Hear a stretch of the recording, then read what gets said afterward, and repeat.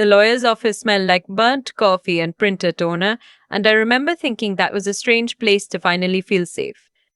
But there I was, sitting across from a woman I'd hired with my own savings, and she was sliding a manila envelope toward me like it might bite. "You were right," she said. "Your name's all over this." That was 3 days before my brother's birthday dinner. The one where he was going to stand up in front of our whole family and tell them he was getting the lake house and I was getting nothing. He didn't know I already knew. He didn't know what was in that envelope. And he definitely didn't know I'd brought it with me. But before I tell you how the whole thing came apart, do me a favor and hit that subscribe button and drop a comment telling me where you're watching from. I read all of them. Okay, my name is Renata. I'm 31 and I live in a one-bedroom apartment in Minneapolis that I pay for myself every single month on time. That last part matters more than you'd think, and you'll see why. I grew up in a town in Ohio that you've never heard of, in a house with a wraparound porch and a flag by the door and a lawn my father edged every Saturday with a kind of religious focus. From the road, we looked like the family on a greeting card. 2 kids, a golden retriever, a minivan. People at church used to tell my parents how lucky they were. My parents would smile and say they were blessed. Inside that house, there was only one rule, and nobody ever said it out loud. The rule was that my brother came first. His name is Brett.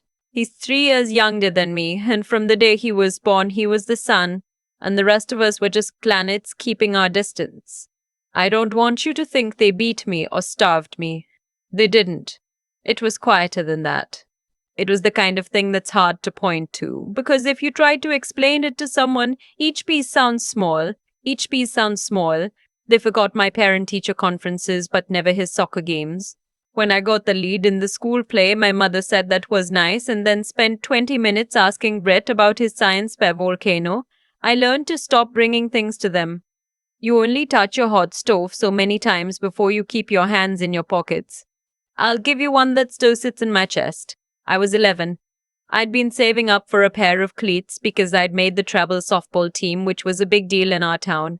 I'd mowed lawns all summer, the actual neighbors' lawns, knocking on doors with my little hand-drawn flyer. I had $60 in a coffee can. The night before tryouts, I came downstairs and the can was on the counter, empty, and my mother was at the table with Brett. And Brett had a brand new video game console glowing on the floor of the living room. I asked where my money went. My mother didn't even look up. She said Brett had been having a hard time at school and he needed something to feel good about, and that I was old enough to understand. She said I could earn it back. I was 11. I'd earned it the first time. I made the team anyway. I borrowed cleats, a half size too big from a girl named Daria down the street, and I stuffed the toes with tissue and I played the whole season with blisters. I never told my parents the cleats hurt. I think on some level I already understood that my pain was an inconvenience and Brett's boredom was an emergency. The one person who saw me was my grandmother. Everybody called her Gran. She was my dad's mother, a wiry little woman who'd raised 4 kids on a nurse's salary after my grandfather died young. She didn't have patience for nonsense and she didn't have patience for my parents, which made her the most interesting person at every holiday. Gran used to come over for Sunday dinner, and my parents would let Brett ramble for half an hour about whatever was new in his world, and they'd hang on every word like he was reciting scripture. And then Gran would put down her fork and turn to me and say, real loud so it cut through everything, "Renata, tell me something true." And the table would go quiet and irritated, and I'd say something small, like I'd read a book or I'd drawn something, and she'd make me show her after dinner. She never gave me fake compliments. If something was good, she said so, and if it wasn't, she said that too. She treated me like I was real. Sometimes I was the only hour all week I felt like a person instead of furniture. When I was 16, I was crying in the garage because my parents had just told me they couldn't help with college, that the money was earmarked for Brett because he didn't test well and would need somewhere expensive to give him a shot. Meanwhile, I had a 4.0 and a part-time job at a pharmacy. Gran found me out there. She didn't hurt me. That wasn't her way. She sat down on an upturned bucket and lit one of the cigarettes she wasn't supposed to smoke anymore, and she said, "Your folks are planting all their seeds in a pot with a crack in the bottom. They're going to wonder one day why nothing grew." And then she said the thing I held on to for 15 years. She said, "You're the one with roots, kid. When the wind comes, and it always comes, you'll still be standing. Just remember they'll come asking you to hold them up, and you'll have to decide what you owe." I went to college on loans and grants and a job at the campus library. I worked summers. My parents didn't come to my graduation. They said the drive was too far and Brett had a thing. Grant took 2 buses and sat in the 3rd row and yelled my name so loud people turned around. She passed away 4 years ago and I still talk to her sometimes when things get hard. So that's the foundation. I built a real life after that. I got a good job doing logistics for a medical supply company, the kind of unglamorous work that pays the bills and lets you sleep at night. I have friends who text me back. I'm happy mostly. I'd made a quiet sort of peace with my family by keeping them at the length of a phone call. I was the one they called when something needed fixing or when somebody needed a ride from the airport at 1 in the morning, and I told myself that was just the shape of things and I could live with it. Then, 6 months ago, my mother called me on a Tuesday afternoon. She never called on a weekday unless she wanted something, so my stomach was already tight when I picked up. She told me they needed my help with something. A legal thing, she said. Important.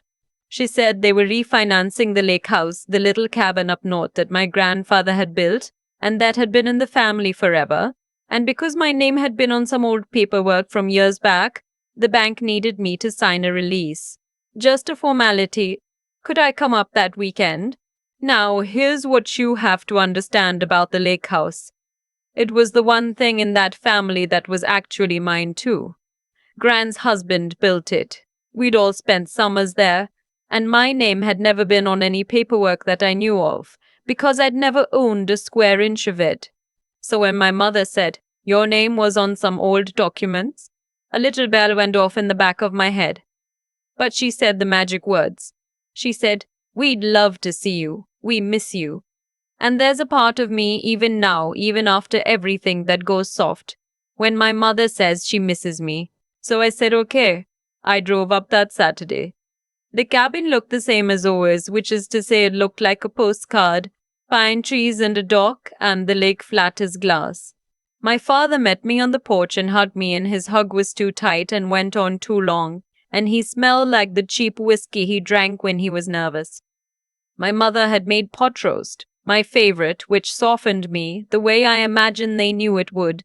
We ate. The talk was normal for a while, the weather, my job, the lake, and then over coffee my father got up and went to the desk in the corner and came back with a thick folder, and he set a pen down next to it on the table real casual, like it was nothing. I picked up the papers. I didn't pick up the pen.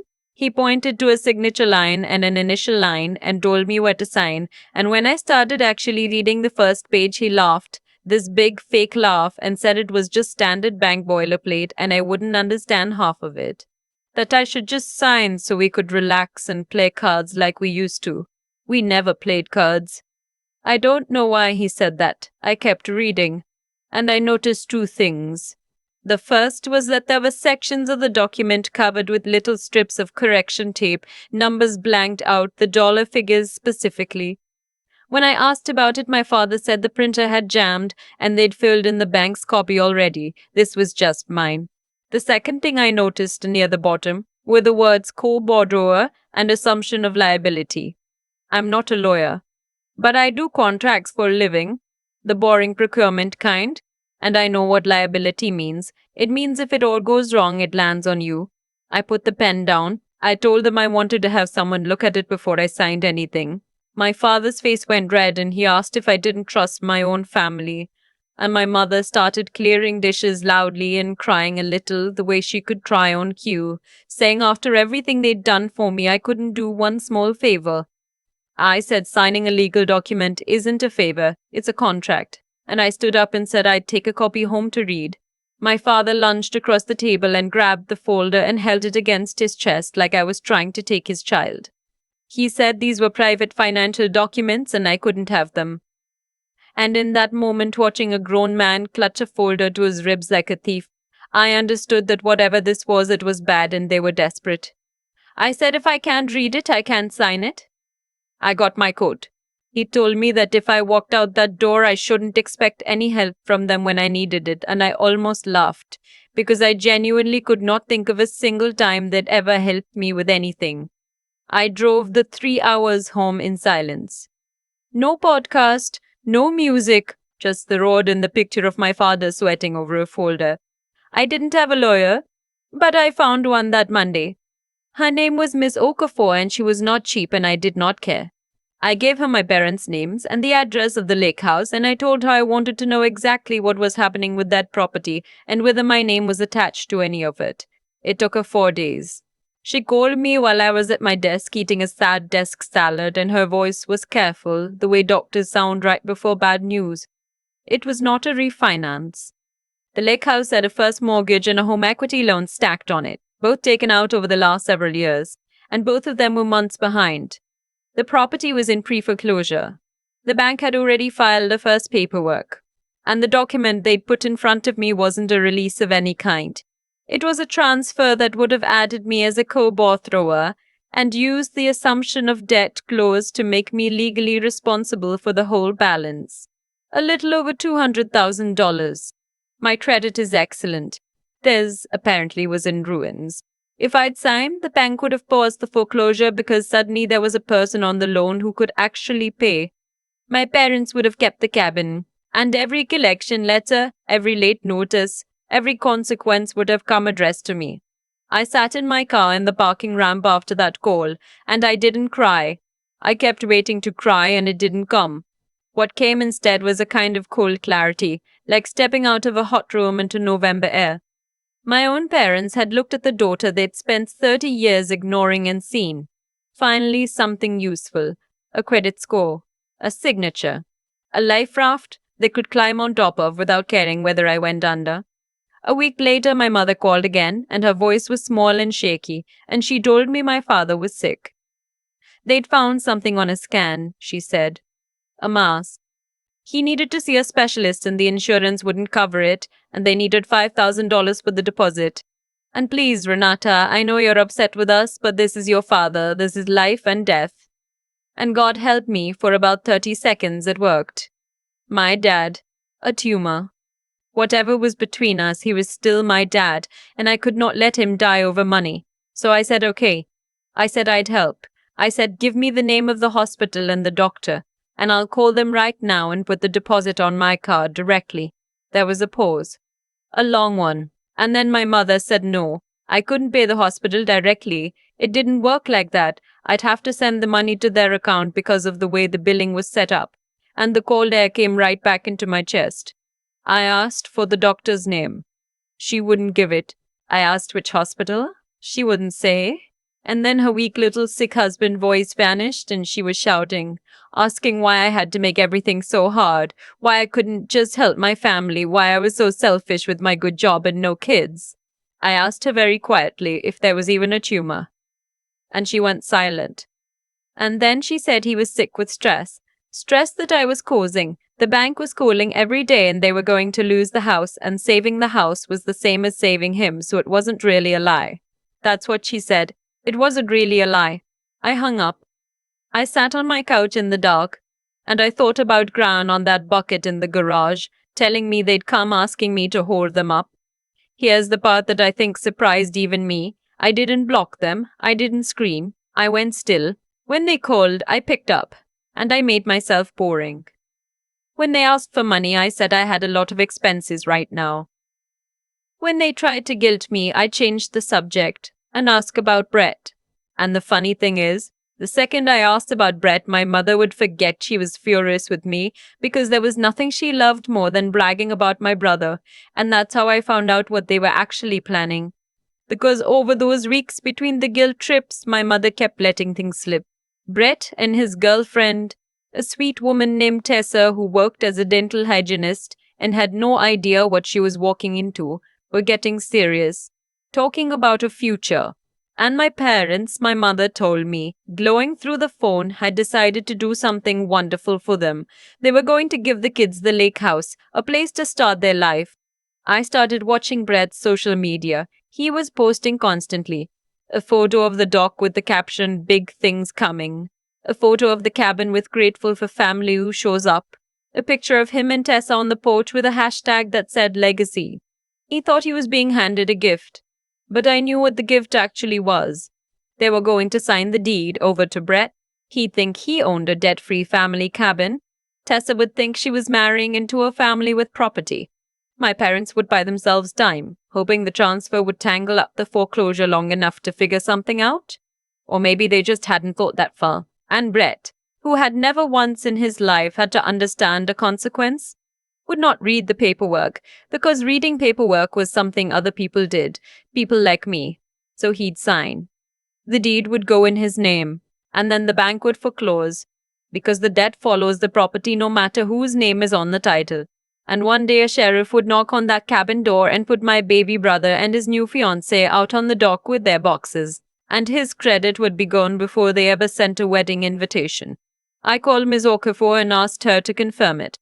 She did. If Brett took the title, he took the lien. She told me people transfer deeds within families for $1 all the time and the recipient often has no idea what's riding on it. She said usually a title search catches it, but if they did it privately, he might not find out until the eviction notice. So I built a folder. A real one, plain green, $2 at the office store. I went to the county recorder's website and I pulled the public records. All of it, because it's public, anyone can get it.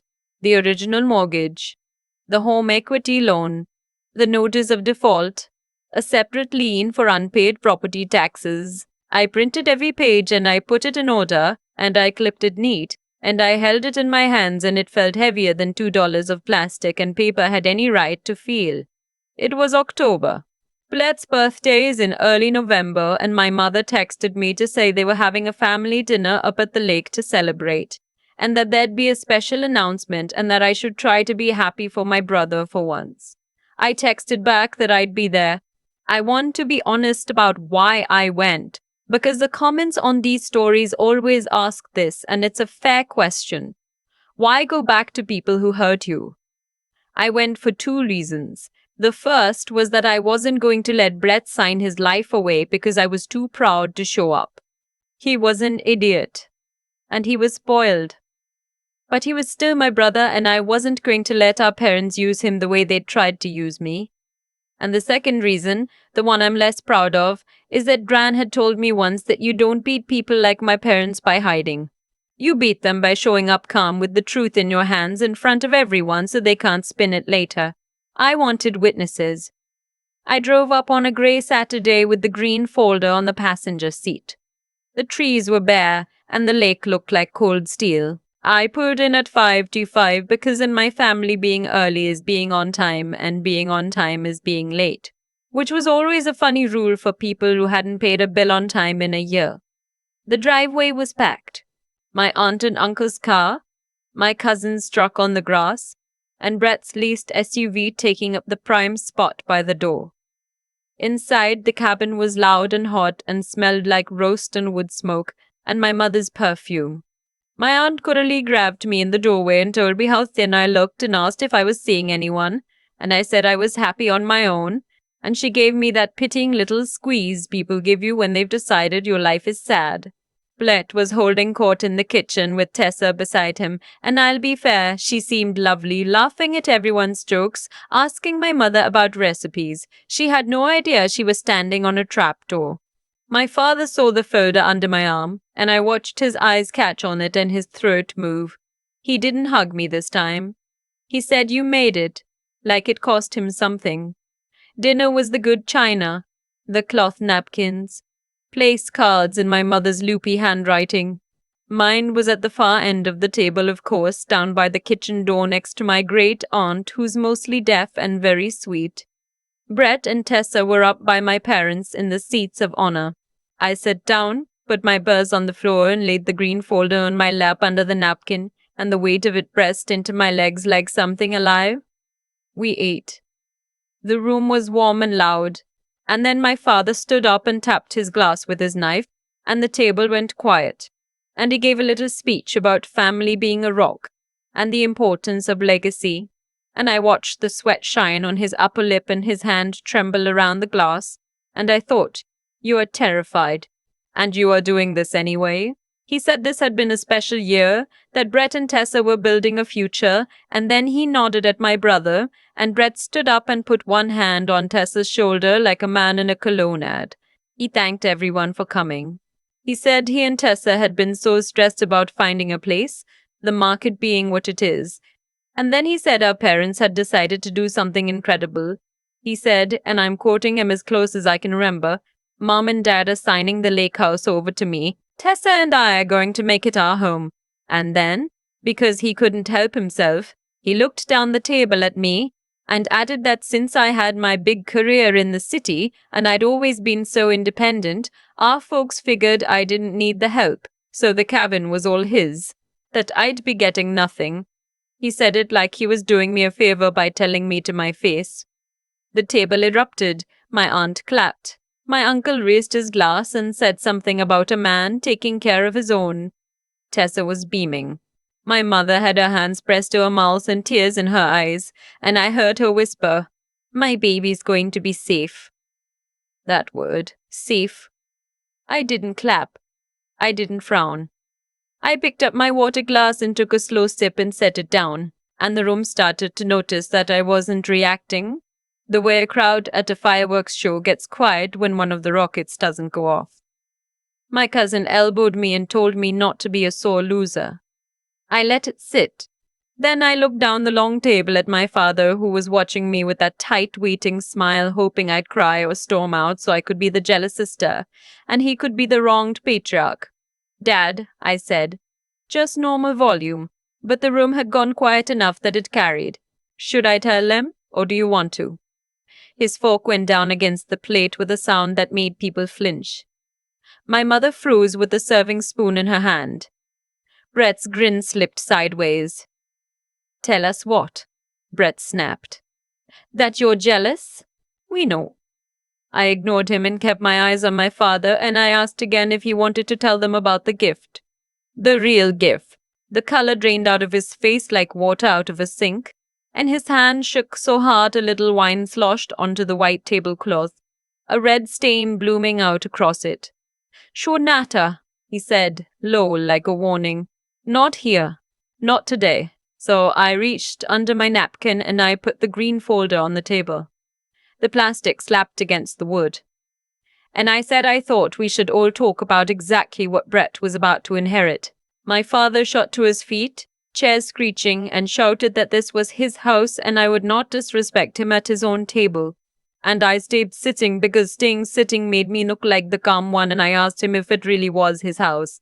Because according to the county recorder, the bank owned most of it and was coming for the rest. My mother screamed that I was lying, that I was just jealous because they loved Brett more. She said it out loud in front of everyone.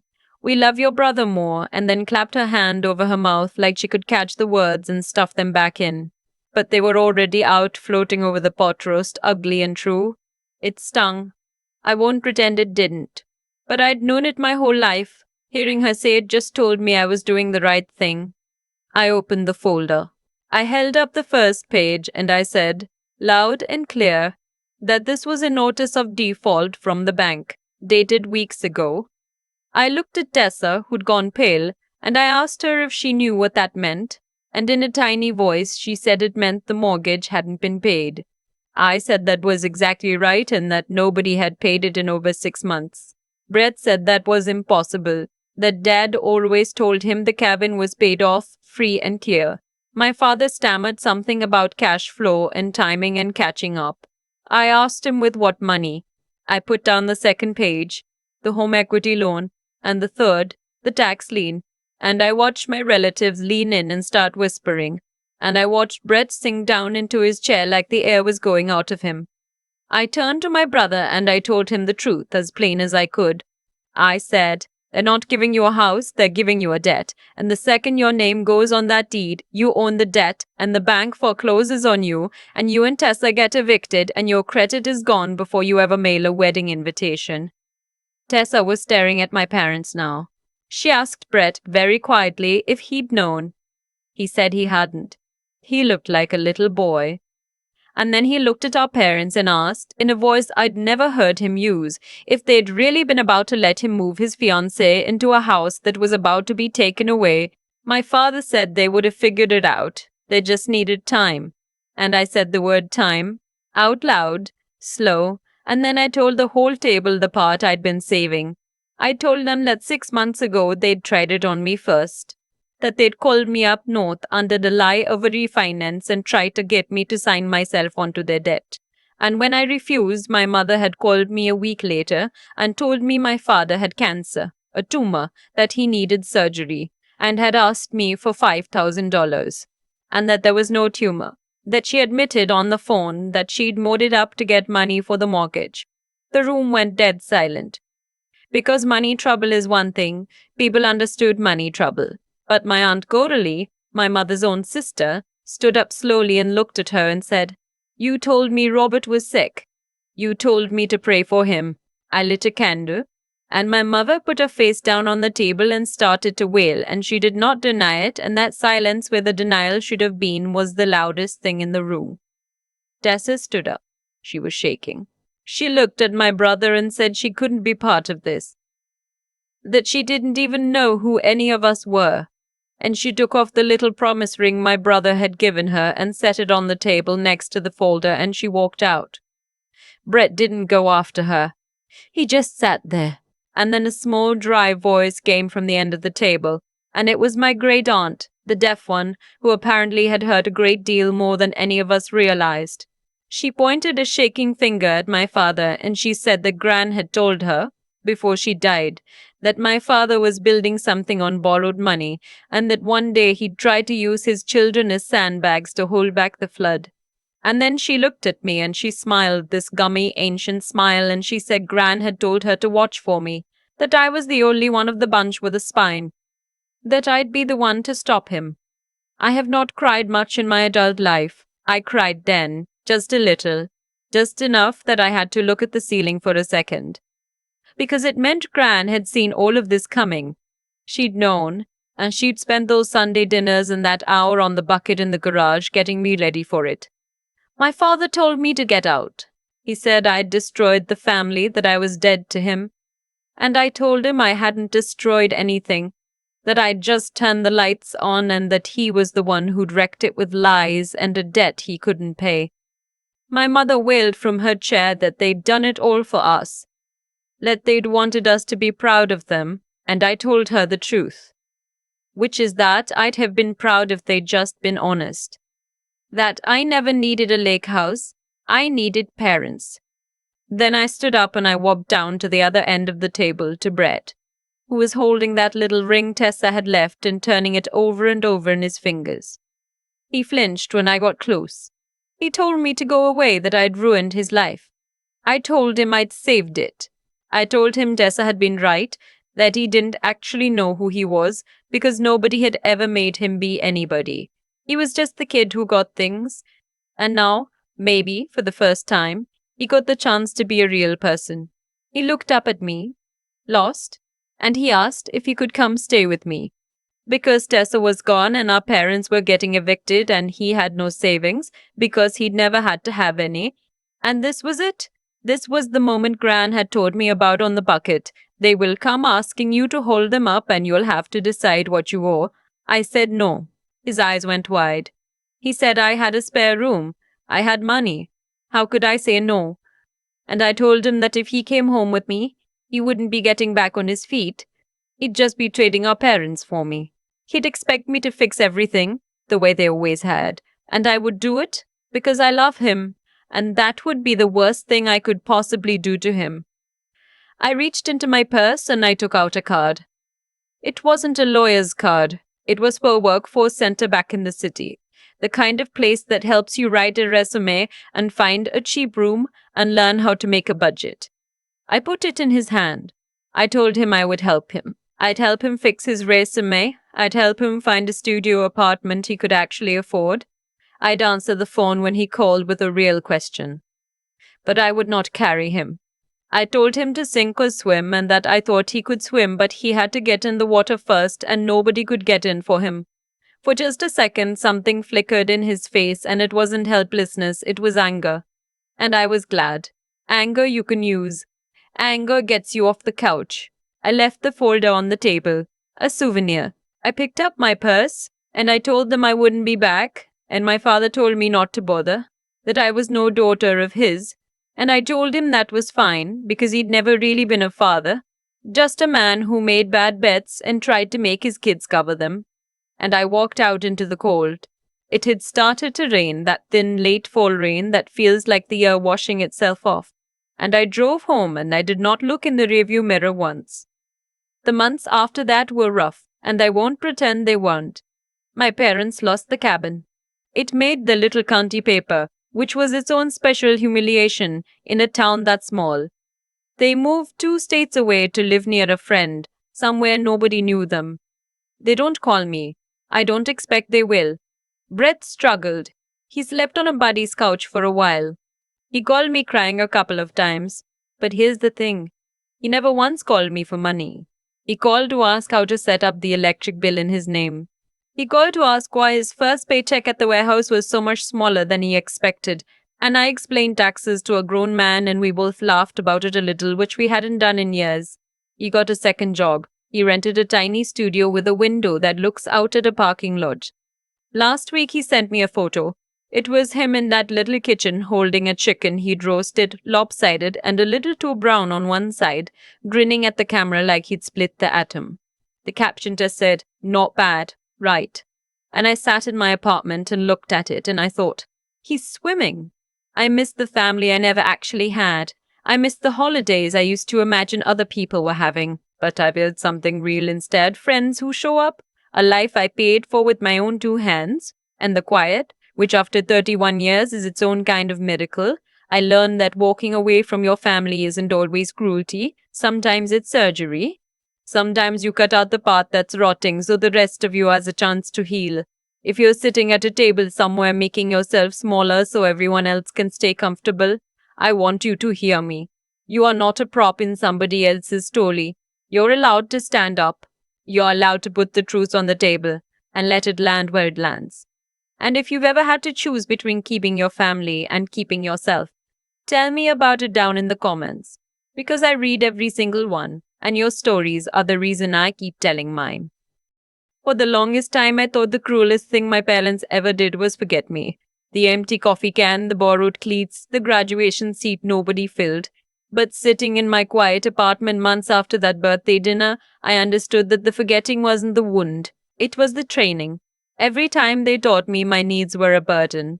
They were also teaching me to stand on my own. And they never once realized they were raising the one person who could see straight through them. That's the strange arithmetic of how this all played out. My father bet everything on the child he spoiled and nothing on the child he ignored, and in the end it was the ignored one holding the green folder. Brett got the new console, the college fund, the lake house promise, and he got handed a debt that would have buried him. I got nothing, and what I built with nothing is the only thing in that family still standing. Nobody arranged that as a punishment. It was just cause and effect, the slow and honest kind. You reap the seeds you plant, and they'd planted carelessly for 30 years. I keep coming back to 3 things I think you have to grow in yourself because nobody handed them to me and I had to dig them up the hard way. The first is a spine for doing right even when it costs you. I could have signed those papers and kept the peace and let Brett walk off the cliff in silence and everyone would have called me a good daughter. Telling the truth at that table made me the villain in their story. I did it anyway because being liked is not the same as being decent and I'd rather lose them than lose myself. The second is the habit of actually looking. My parents counted on nobody reading the fine print because Brett never read anything and they assumed I'd be too rattled to. But I read it. I hired Ms. Okafor. I pulled the county records. I asked the boring questions that made my father sweat. Most traps in this life are sprung on people who were too polite or too scared to ask what they were really signing. Learn to ask. And the third is the plain stubbornness to keep going when it would be easier to fold. I worked to college on no sleep. I sat in that parking ramp waiting to cry and chose to think instead. And when Brett asked to move in, the hardest no I've ever said, I held the line, because rescuing him would have only finished what our parents started. If you take anything from me and Gran and that ruined dinner, take this. Be the kind of person who tells the truth, who looks before they leap, and who doesn't quit when it gets cold and dark. You won't always get the lake house. Sometimes you get nothing but your own 2 feet. I'm telling you from the other side of it, your own 2 feet are enough.